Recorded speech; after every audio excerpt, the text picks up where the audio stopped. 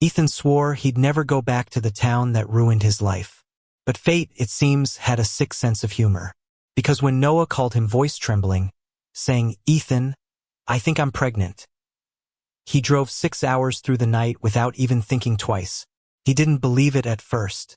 Hell, how could he? Two men, childhood friends who'd shared a drunken kiss once under the stars after his father's funeral, now standing in the same kitchen where they used to steal cookies from Noah's mom, and talking about pregnancy.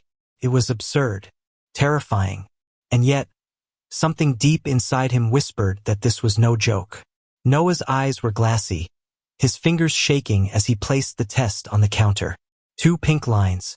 "It's not possible," Ethan muttered almost to himself. We can't," but Noah's voice cracked as he interrupted. "Your grandmother's curse. Remember what she said before she died?" Ethan froze. The air seemed to thicken. He hadn't heard that name in years. The Calloway curse. Every firstborn son of their bloodline, bound by an ancient vow to bear the consequences of forbidden love.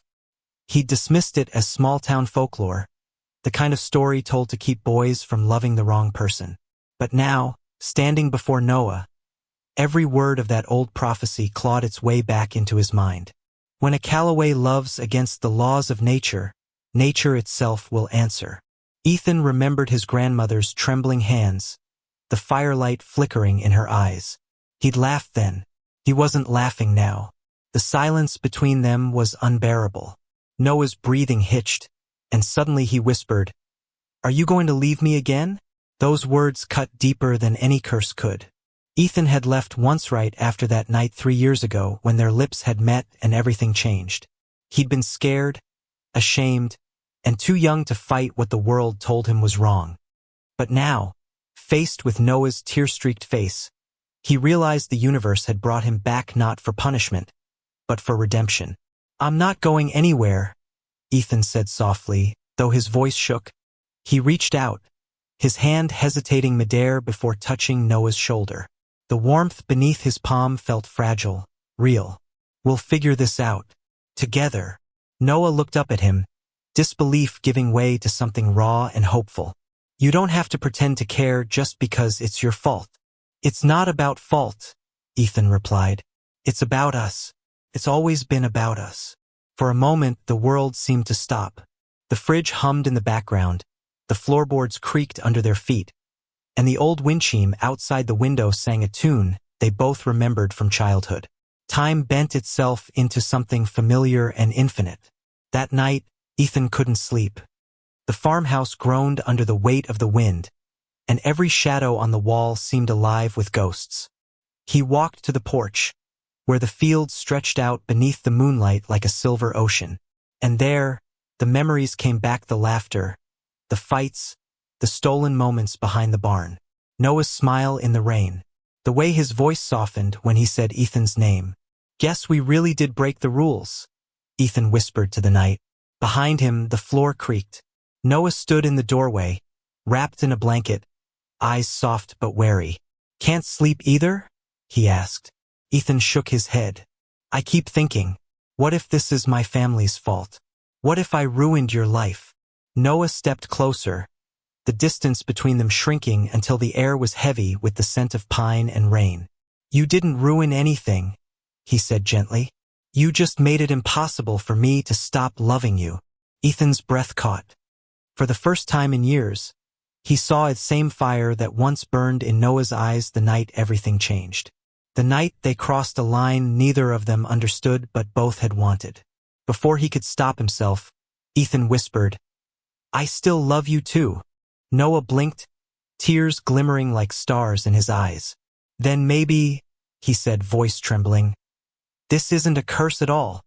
The wind rose, carrying the sound of crickets and faraway thunder. Somewhere deep in the fields, the earth seemed to hum alive, ancient, listening. Ethan took Noah's hand and felt the pulse of something bigger than both of them, something older than their pain.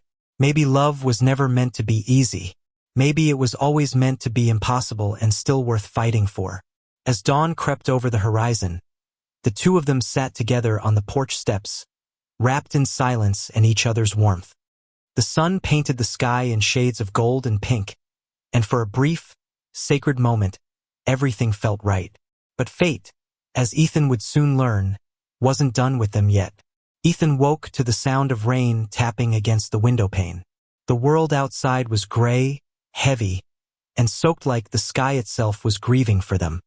He glanced over at Noah, curled on the couch, his hand resting protectively on his stomach.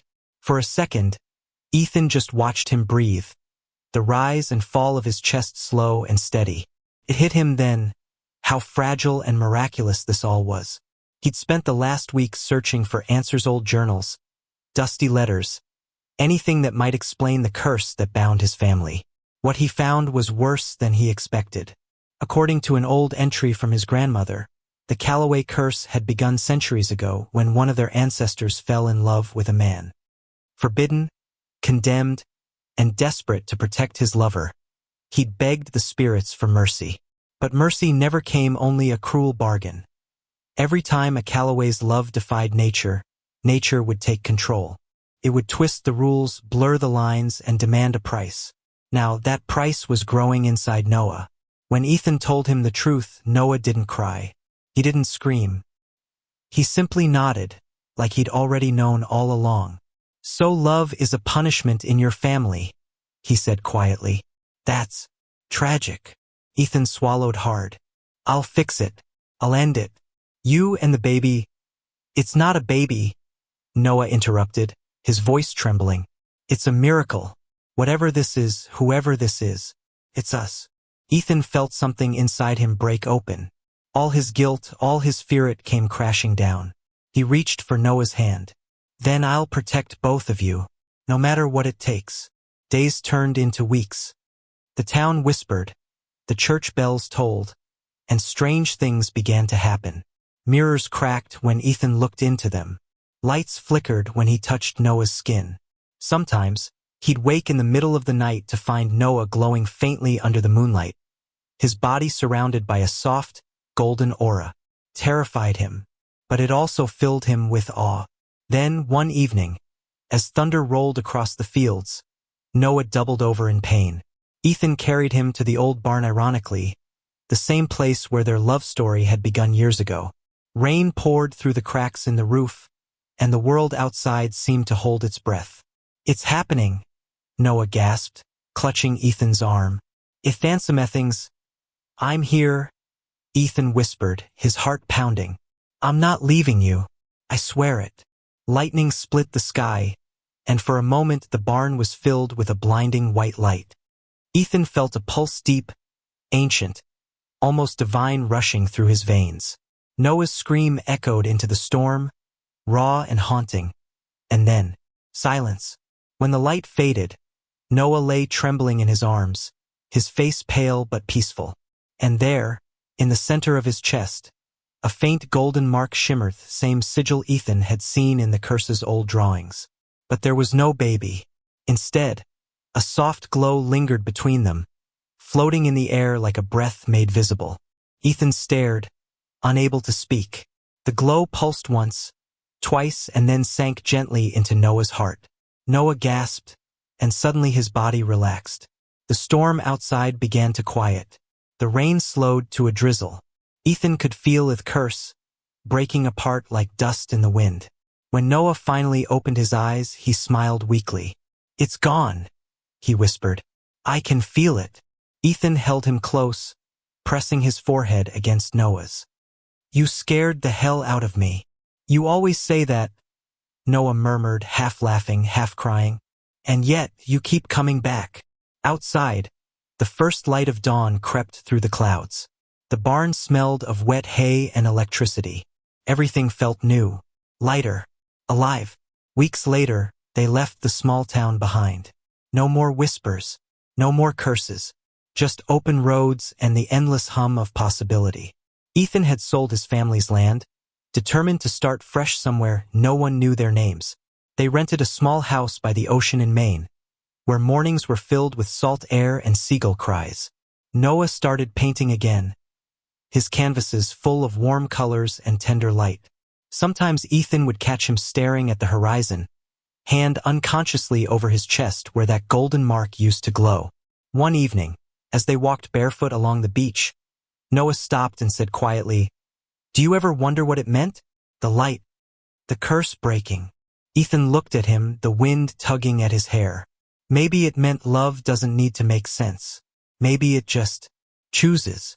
Noah smiled, eyes soft and shimmering. Then it chose us.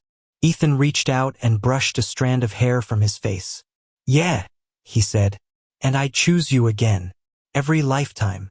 The sun dipped low, painting the sea in gold and fire. They stood there, two silhouettes against the dying light, holding hands as if the universe itself was watching and smiling. Later that night, as they lay tangled together in bed, Noah whispered, "You know, for something that started with a curse, this feels a lot like fate." Ethan kissed his forehead, his voice a soft promise in the dark. Maybe fate just needed to be rewritten. Outside, the waves rolled gently against the shore, carrying away the last traces of their past. The air was calm. The world was quiet. And for the first time in generations, the Callaway name no longer carried a curse, only a love that had defied every rule and survived. Thank you for listening. Don't forget to like and subscribe to stay updated with the latest videos.